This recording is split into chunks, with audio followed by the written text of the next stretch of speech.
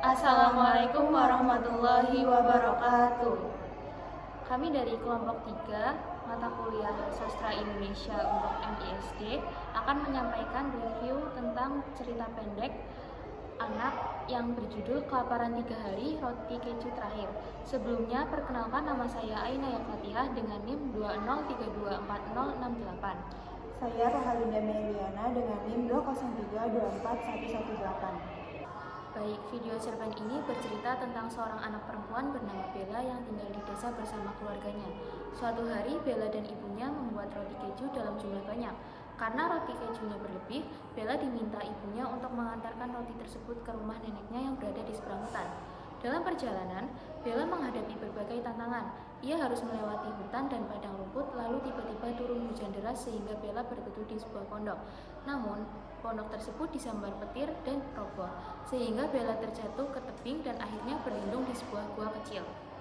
Selama 3 hari, Bella bertahan hidup di gua dan memakan roti keju yang dibawanya. Pada hari ketiga, hanya tersisa 1 keju terakhir. Suatu saat datang seekor gua kecil yang juga datang kelaparan. Bella merasa iba dan akhirnya memberikan roti keju terakhirnya untuk rubah tersebut meskipun ia sendiri sangat lapar. Sebagai balasan atas kebaikan Bella, rubah itu menolong Bella hingga akhirnya ia bisa kembali ke keluarganya dengan selamat. Saat sadar, Bella sudah berada di depan pondok yang hancur, lalu ditemukan oleh orang tuanya. Cerita diakhiri dengan Bella yang masih bingung apakah kejadian itu nyata atau hanya mimpi. Namun, ia sempat bersyukur bisa kembali ke rumah. Baik, berikutnya ada analisis kesesuaian dengan sastra anak. Yang pertama, tema dan nilai moral. Cerita ini mengangkat tema kebaikan hati, empati, dan pengorbanan. Bella rela berbagi roti keju terakhirnya kepada rubah yang kelaparan, meskipun ia sendiri juga sedang membutuhkan. Nilai-nilai seperti ini sangat penting untuk diajarkan kepada anak-anak karena dapat menanamkan sikap peduli dan suka menolong. Yang kedua ada alur cerita. Alur cerita dalam video ini sederhana dan mudah dipahami oleh anak-anak. Konflik yang dihadirkan juga tidak berlebihan, sehingga tetap aman dan sesuai untuk anak-anak. Dan yang ketiga ada karakter tokoh. Tokoh utama Bella digambarkan sebagai anak yang rajin, bertanggung jawab, dan penuh kasih sayang. Tokoh rubah juga menambah unsur fantasi yang menarik dan bisa merangsang imajinasi anak. Yang keempat, ada bahasa dan visual. Bahasa yang digunakan dalam video ini mudah dipahami dan sesuai dengan usia anak-anak. Visual yang ditampilkan juga menarik, penuh warna, dan mendukung pemahaman cerita. Yang kelima, ada unsur fantasi. Cerita ini mengandung unsur fantasi seperti rubah yang bisa berbicara dan menolong Bella.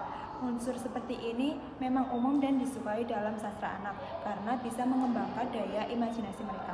Nah, yang terakhir ada pesan pendidikan.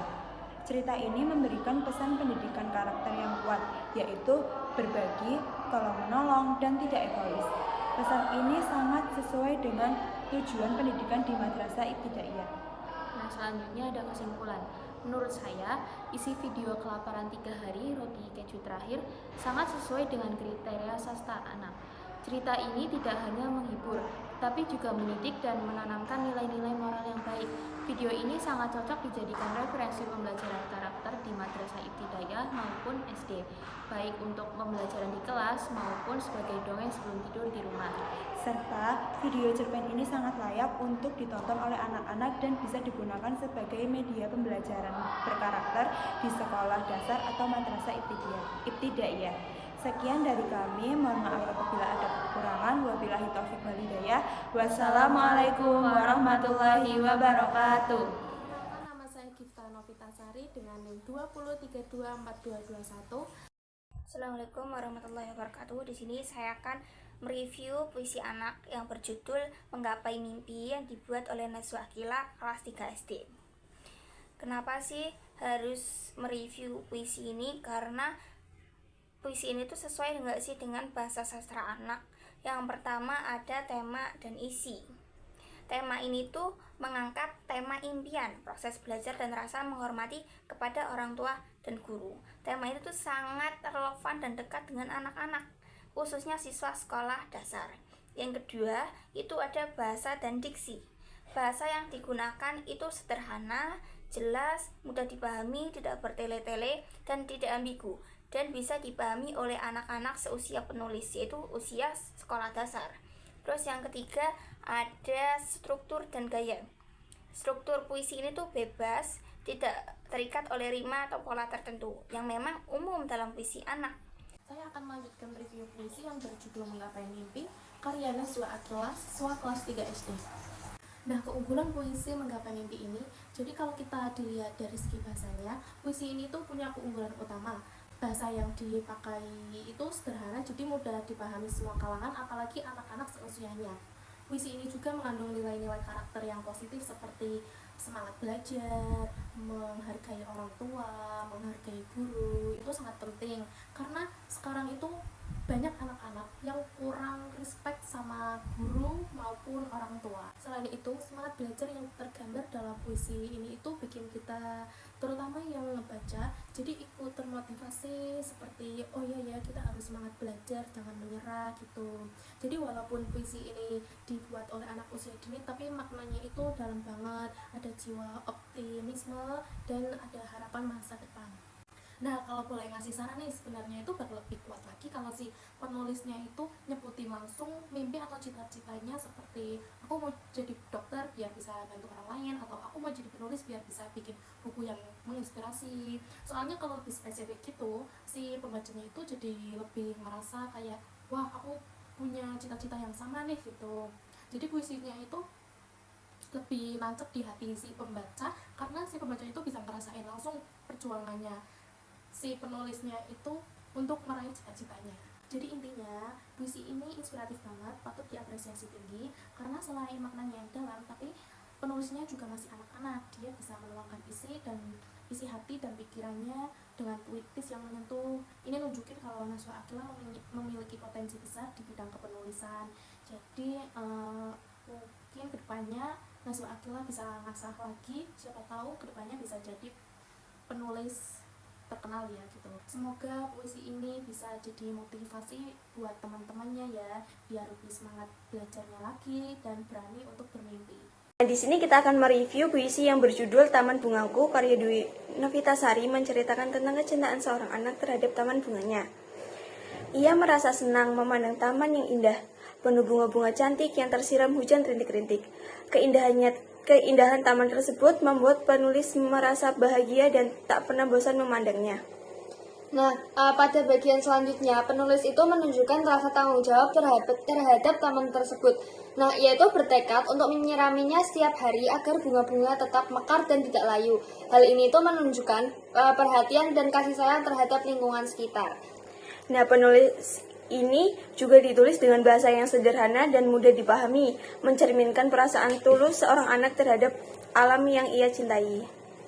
Nah, kita akan mereview tema dan nilai moral. Nah, tema puisi ini adalah cinta lingkungan yang bertanggung jawab. Nah, penulis ini menggambarkan betapa pentingnya merawat taman agar tetap indah. Nilai moral yang terkandung sesuai untuk anak-anak karena itu mengajarkan kepedulian dan rasa sayang terhadap alam.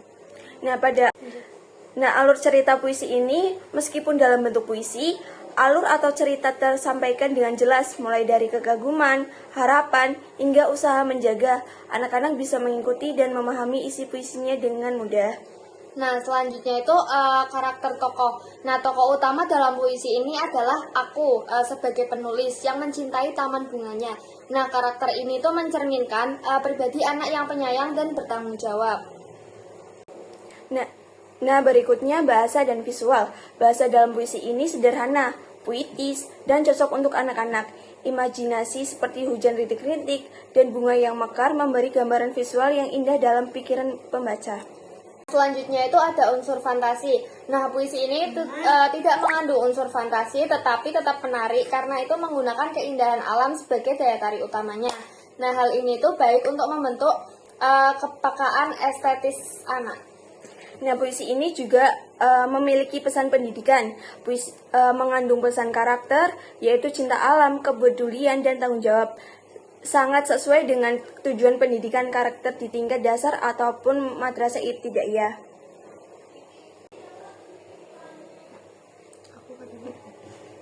Nah, kesimpulan dari review ini tuh puisi Taman Bungaku itu sangat cocok sebagai karya sastra anak. Nah, bahasa yang digunakan itu mudah dipahami, terus isinya juga mengandung nilai-nilai moral yang baik. Nah, juga membangkitkan kecintaan terhadap alam. Puisi ini juga bisa digunakan sebagai bahan pembelajaran di sekolah dasar. Baik, perkenalkan, nama saya Muhammad Nabil Sadali. Di sini saya akan mereview channel atau mereview drama anak tentang yang berjudul drama musikal Stop Bullying at School, Guruku Tersayang, Persahabatan Sherina. Ini kalian bisa tonton melalui link di atas ini ya. Nanti bisa kalian lihat, bisa kalian tonton sendiri. Baik, jadi isi dari sebuah video tersebut adalah ada 4 seorang anak perempuan dan 4 seorang anak laki-laki, di mana 4 anak perempuan dan laki-laki ini satu panggung, jadi 8 orang, dan sedang menunjukkan pentas seni pada acara perpisahan. Nah, awal mula video ini adalah 8 orang tersebut masuk ke dalam panggung, kemudian langsung dinyanyikan instrumen musik tentang Guruku Tersayang.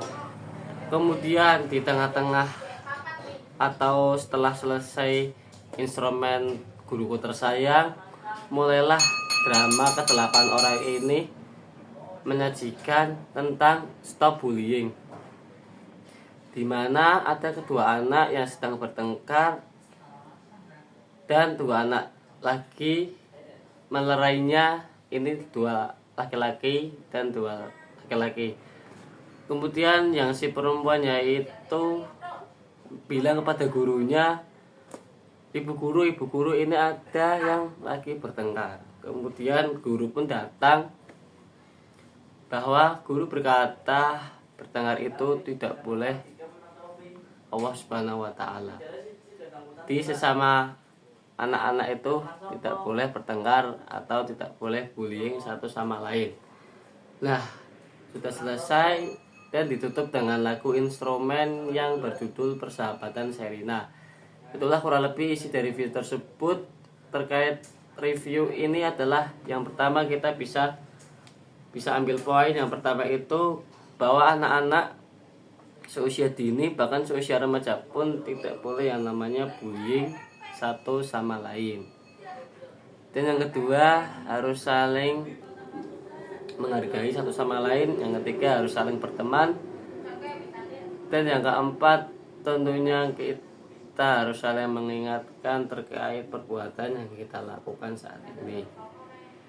Videonya sudah bagus, tapi dialognya ini sangat singkat, sehingga para penonton itu kurang lebih menangkap isi ceritanya. Bahkan dialog sama instrumen musiknya itu kebanyakan instrumen musiknya daripada dialog drama anak tersebut.